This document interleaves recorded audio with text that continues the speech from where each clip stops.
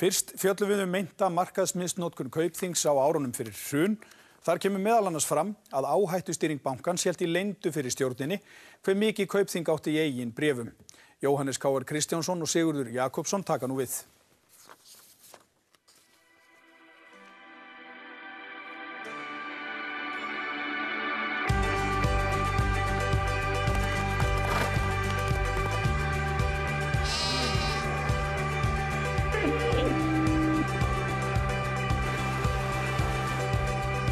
Það var í desember 1999 sem Íslenska ríkið seldi 15% hlut í Búnaðarbankanum.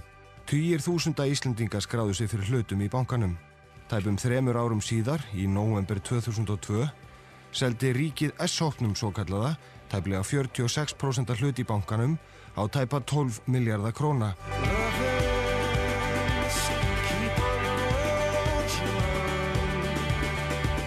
Búnaðarbankinn rann inn í Kaupþing og var strax atkvæðamikill í íslensku viðskiptalífi. Það var líkt og peningarnir flæddu út úr bankanum. Bankastjórarnir og æðstu stjórnendur voru á ofurlaunum með kauprétt og bónusgreiðslur. Aldrei fyrr höfðu sést aðrar eins launatölur á Íslandi. Laun starfsmanna, hvort heldur æðstu stjórnenda eða annara, skiptu þetta talsverðu máli í þessu. En það sem skipti mestu máli voru kaupréttar samningarnir sem slíkir. Því að þeir gerðu það að verkum að þeir sem höfðu slíka samninga höfðu ríkan hvata til þess að gera hvað þeir gátu til þess að halda bólunni þannig langt umfram það sem að eðlilegt gat talist. Bankarnir höfðu mikið vægi í úrvalsvísitölu Kauphallarinnar en sú vísitala náði hæstu hæðum í júlí 2007. Þá hafði hún hækkað tæp 330% frá ársbyrjun 2004 sem einsdæmi meðal þróaðra hagkerfa eins og segir í skýrslu rannsóknarnefndar Alþingis. Háttsemi Kaupþings og reyndar hinna bankana tveggja þýddi í raun og veru að það var ekkert að marka íslenska hlutabréfamarkaðinn. Markaðsverð voru einfaldlega fölsk. Þau endurspegluðu engan veginn neitt raunveruleika annan en þann sem að æðstu stjórnendur bankanans voru að reyna að búa til. Í byrjun ársins 2006 lækkaði hlutabréfaverð á Íslandi, aðallega vegna umfjöllunar erlendra fjölmiðla að íslenska útrásinn væri byggð á sandi. Þrátt fyrir þessa tímabundnu lækkun hækkuðu hlutabréf allra bankana mikið á næstu misserum. Frá byrjun árs 2004 til júlí 2007 hækkuðu hlutabréf í Kaupþingi 536%. We thought we could double in size, and we did. Every year for 8 years. We thought we could increase our balance sheet, and we did, by 500% in just 3 years.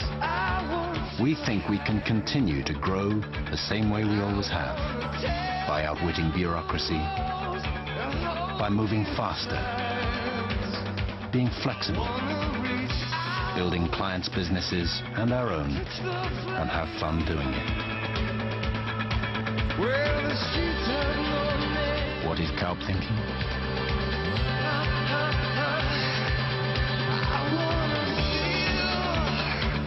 Kaupthinking is beyond normal thinking.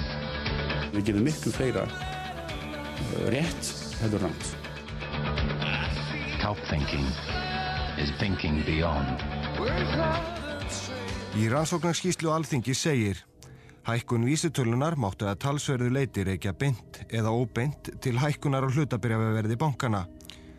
Samanlagt vægi Kaupþings, Landsbankans og Glitnis í úrvalsvísitölunni hafði í upphafi árs 2004 verið 42%, en það jókst nær samfellt á tímabilinu þar til það var orðið 72% mitt ár 2008.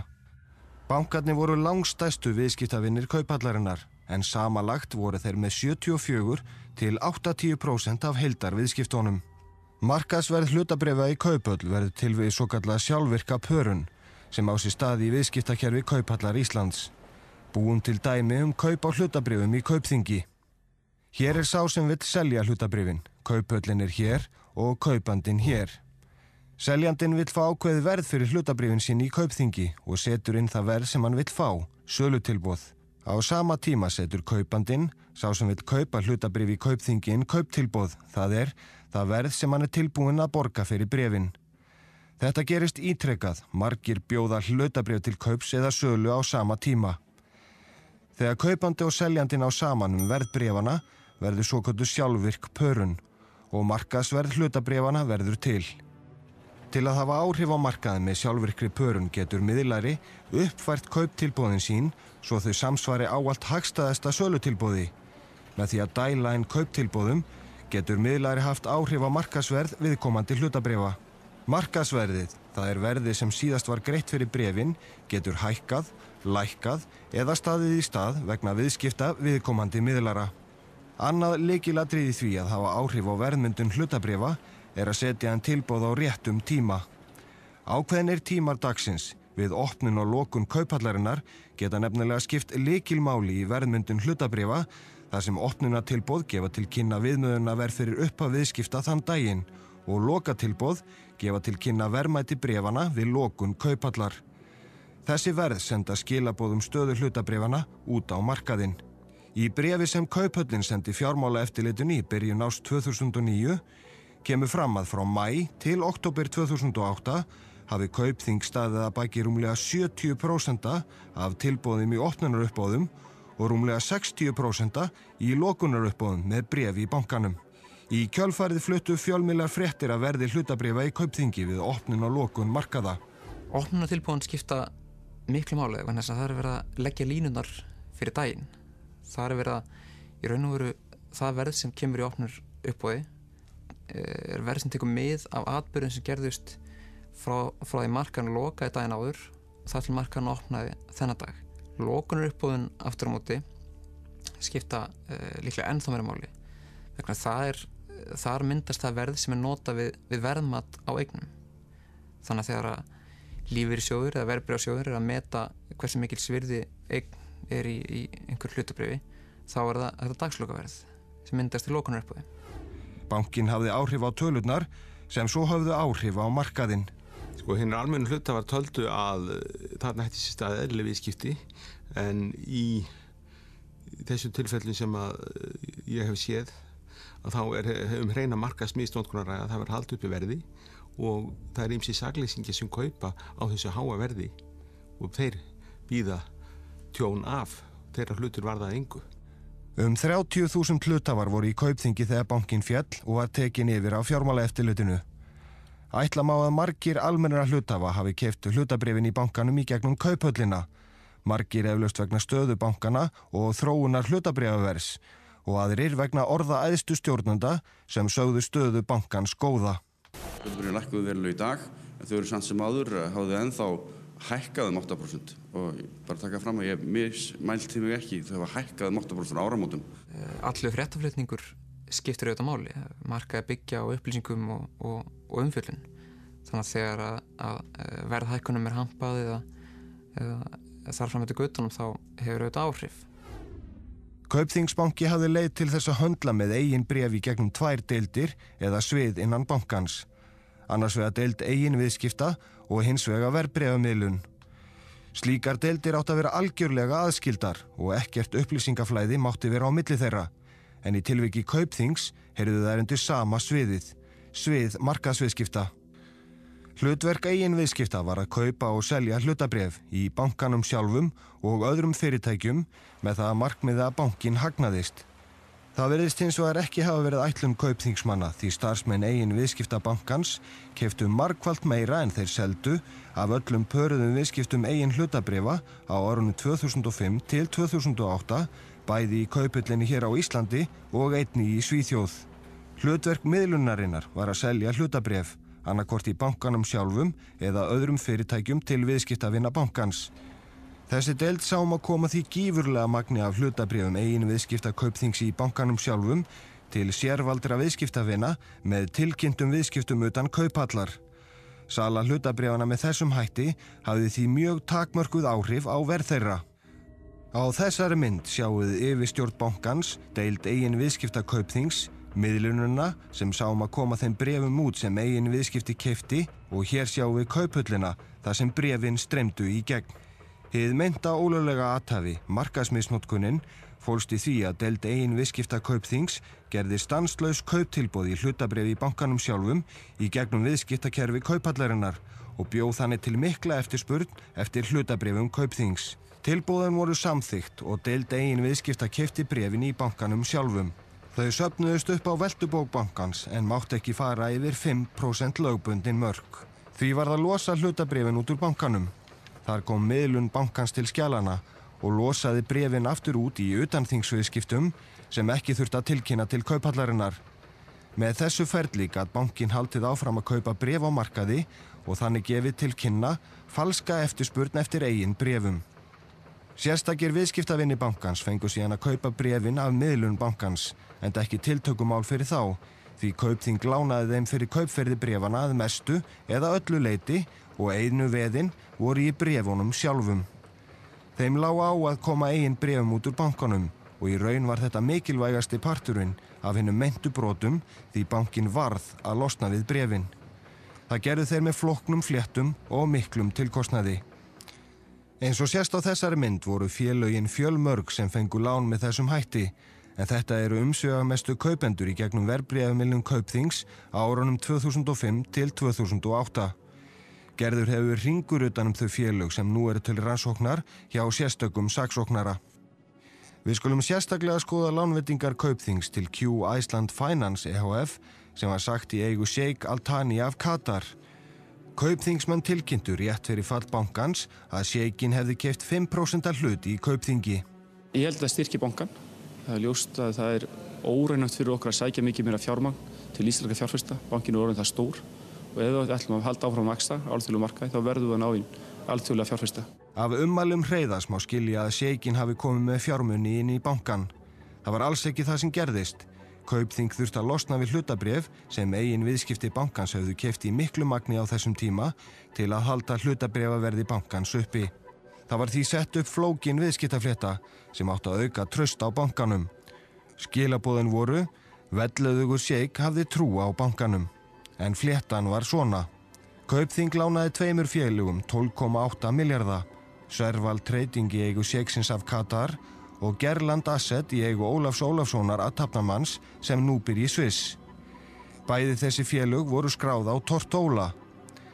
Þessi tvö félög greiddu samtals 25,7 milljarða inn í annað félag, Choice Stay, sem var í eigu þeirra beggja, Ólafs og Sheikhsins, og skráð á Kýpur. Choice Stay greiddi síðan 25,7 milljarða inn í félagi Q Iceland Finance EHF, sem var í eigu Sheikhsins, sem svo keypti ríflega 5% hluti í Kaupþingi. Peningarnir sem Kaupþing lánaði tveimur félögum í upphafi voru aftur komnir inn í Kaupþing og var þóknunin vegna viðskiptanna 128 milljónir króna, sem var reyndar innifalinn í láninu. Þessi vél sem gekk innan Kaupþings til að halda uppi hlutabréfaverðinu malaði á fullu frá árinu 2007 og fram að falli bankans. Á meðan möluðu stjórarnir í fjölmiðlum og sögðu þjóðinni frá því hvað staða bankans væri sterk. Hagur Kaupþings í góðu lagi, traustur. Almenningur og stjórnendur lífeyrissjóða landsins treystu fögrum orðum stjórnendana og sífelldum fréttum af hækkandi eða stöðugu gengi hlutabréfa í Kaupþingi. Sumir keyptu hlutabréf í bankanum, aðrir frestuðu sölu bréfa sem þeir áttu. Og ef við lítum á það hvernig 2008 lítur út fyrir Kaupþing, þá lítur bara 2008 bara príðil út og bankinn í mjög öfundsverðri stöðu í dag.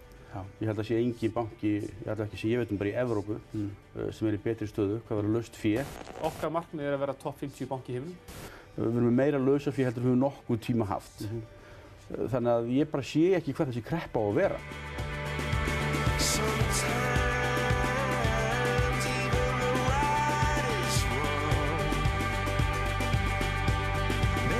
Frá falli bankana var farið að ræða mögulega markaðsmisnotkun þeirra. Sá grunur var síðan undirbyggður í skýrslu rannsóknarnefndar. Þar segir að yfirgnæfandi líkur sé á því að þau viðskipti bankana með eigin hlutabréf sem greiningin náði til hafi verið framkvæmt í þeim tilgangi að gefa misvísandi upplýsingar eftirspurn eftir hlutabréfum og hafa þannig áhrif á verð þeirra. Þetta eru mjög alvarleg brot, líklega það sem að verst var gert í aðdraganda hrunsins og skipti mestu máli. Upphæðirnar hlaupa á tugum milljarða og tjónið gríðarlegt. Í kæru fjármálaeftirlitsins til embættis sérstaks saksóknara vegna meintrar markaðsmisnotkunar kemur fram að frá júní til október 2008 hafi nettókaup eigin viðskipta Kaupþings með hlutabréf í bankanum verið á bilinu 60 til 75% af heildarkaupum í Kauphöllinni í hverjum mánuði. Þetta þýðir að starfsmenn eigin viðskipta Kaupþings keyptu alltaf 3 af hverjum 4 hlutabréfum sem voru til sölu í bankanum og héldu þannig uppi verði bréfanna. Fjármálaeftirlitið telur að hinn umfangsmiklu kaup eigin viðskipta á hlutabréfum útgefnum af bankanum hafi leitt til þess að röng mynd var gefin af eftirspurn, veltu og verði hlutabréfanna. Þá telur fjármálaeftirlitið að þessi umfangsmiklu kaup eigin viðskipta hafi verið vel skipulögð og kerfisbundin og haft hann tilgangi fyrstu að hækka gengi hlutabréfanna, síðan styðja við það og að lokum tefja fyrir falli þess, segir í kæru fjármálaeftirlitsins. Það mjög erfitt að meta tjón samfélagsins út af þessu og reyndar auðvitað einhverjir sem að hafa grætt á þeir sem að keyptu þegar hlutabréfaverð var lágt og seldu áður en það hrundi. En þeir sem að keyptu þegar verðið var hátt og áttu bréfin þegar allt hrundi, þeir hafa tapað miklu og svo töpuðu líka miklu þeir sem að á endanum töpuðu á lánveitingum bankana sem voru þá þeir sem hefðu lánað bönkunum og þær upphæðir eru mjög háar. Þessi feluleikur kostaði bankan mikla peninga, bæði vegna tapsins af kaupum og eigin hlutabréfum á nánast hvaða verði sem var og einnig vegna lánveitinga sem engar tryggingar voru fyrir vegna kaupa á þessum hlutabréfum. Upphæðirnar eru ótrúlegar sem koma fram í kæru fjármálaeftirlitsins. Sem dæmi námu nettókaup eigin viðskipta á hlutum í bankanum 96 milljörðum króna frá nóvember 2007 til október 2008. Einnig má nefna að gengistap eigin viðskipta árið 2008 af viðskiptum með hlutabréf útgefnum af bankanum nam rúmlega 19 milljörðum. Við það bætist tap bankans vegna útlána til hlutabréfakaupa í bankanum sjálfum sem nemur tugum milljarða.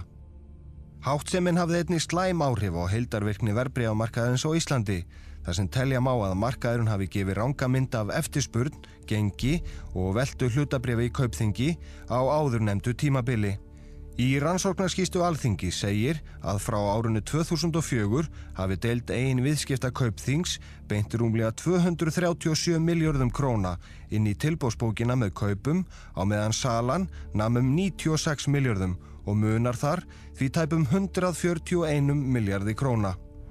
Í kæru fjármálaeftirlitsins til sérstaks saksóknara dregin upp ófögur mynd af stórfelldri markaðsmisnotkun. Hin meintu brot fól í sér blekkingaleik þar sem markaðsvirði Kaupþings var skrúfað upp. Leið voru innviði bankans veiktir með gríðarlegum lánveitingum á nokkurra veða. Kaupþing beitti sér í sænsku Kauphöllinni með hlutabréf í Kaupþingi með sambærilegum hætti og í þeirri íslensku. Sem sagt, það var allt gert til að tölurnar litu vel út. Fjármálaeftirlitið kærði 12 fyrrverandi starfsmenn Kaupþings vegna meintrar markaðsmisnotkunar til embættis sérstaks saksóknara fyrir 2 árum. Þessir fyrrverandi starfsmenn eru Sigurður Einarsson, stjórnarformaður Kaupþings, Hreiðar Már Sigurðsson, forstjóri samstæðu Kaupþings, Ingólfur Helgason, forstjóri Kaupþings á Íslandi, Steingrímur Páll Kárason, framkvæmdastjóri áhættustýringar Kaupþings, Guðmundur Þ. Guðmundsson, framkvæmdastjóri fjárstýringar Kaupþings á Íslandi, Einar Pálmi Sigmundsson, forstöðumaður eigin viðskipta Kaupþings, Frosti Reyr Rúnarsson, forstöðumaður hlutabréfamiðlunar Kaupþings, Birnir Sær Björnsson, verðbréfasali eigin viðskipta Kaupþings, Pétur Kristinn Guðmarsson, verðbréfasali eigin viðskipta Kaupþings, Þorvaldur Lúðvík Sigurjónsson, framkvæmdastjóri eigin viðskipta Kaupþings, Helgi Sigursson, framkvæmdastjóri lögfræðisviðs samstæðu Kaupþings og Rúnar Friðriksson, verðbréfasali eigin viðskipta Kaupþings sem hefur fengið stöðu vitnis í málinu. Þessir einstaklingar eru taldir hafa stundað eða haft vitneskju hennar meintu markaðsmisnotkun bankans. Frá 2007 fengu æðstu stjórnendur bankans skýrslu daglega þar sem staða bankans í eigin bréfum var tilgreind. Gögn sýna að áhættustýring bankans hafi leynt stjórnina þessum upplýsingum frá apríl 2007 með því að falsa skýrslu til stjórnarinnar þar sem staða bankans í eigin bréfum átti að koma fram. Það var líka miklu að leyna því staða Kaupþings í eigin bréfum var í byrjun janúar 42% af eignasafni eigin viðskipta og fór upp í 92% þann 8. október 2008, daginn áður en fjármálaeftirlitið tók bankan yfir. Margir hinna kærðu áttu stóra hluti í bankanum, sumir fyrir milljarða króna. Sigurður Einarsson tæpir 5,9 milljarðar, Hreiðar Már Sigurðsson tæpir 5,3 milljarðar, Ingólfur Helgarsson rúmir 2,4 milljarðar, Steingrímur Páll Kárason rúmur 1,5 milljarður, Guðmundur Þ. Guðmundsson rúmar 250 milljónir, Einar Pálmi Sigmundsson tæpar 150 milljónir, Frosti Rey Rúnarsson tæpar 800 milljónir og Helgi Sigurðsson tæpar 570 milljónir. Eftir því sem framkemur í kærunni telur fjármálaeftirlitið ríka ástæðu til að kanna hvernig tengingu kaupauka starfsmanna Kaupþings við hlutabréfaverð var háttað. Eitt ljóst að hver sveifla í hlutabréfaverði bankans hafði mikil áhrif á hlutabréfaeign þessara manna sem komu að hinni meintu markaðsmisnotkun. Æðstu stjórnendur Kaupþings voru handteknir í maí í fyrra og úrskurðaðir í gæsluvarðhald. Þeir vildu lítið tjá sig við fréttamenn. Sigurður Einarsson, fyrrum stjórnarformaður Kaupþings, hlýddi ekki boðum sérstaks saksóknara að mæta í yfirheyrslu og var settur á lista eftirlýstra hjá Interpol. Rúmum 2 mánuðum seinna mætti hann til yfirheyrslu hjá embættinu. Meint markaðsmisnotkun Kaupþings hefur verið til rannsóknar hjá sérstökum saksóknara og samkvæmt upplýsingum frá embættinu óvíst hvenær niðurstöðu að vænta. Rannsóknin sé þó langt komin og að henni lokinni verði tekin afstaða til þess hvort ákært verði í málinu eða ekki.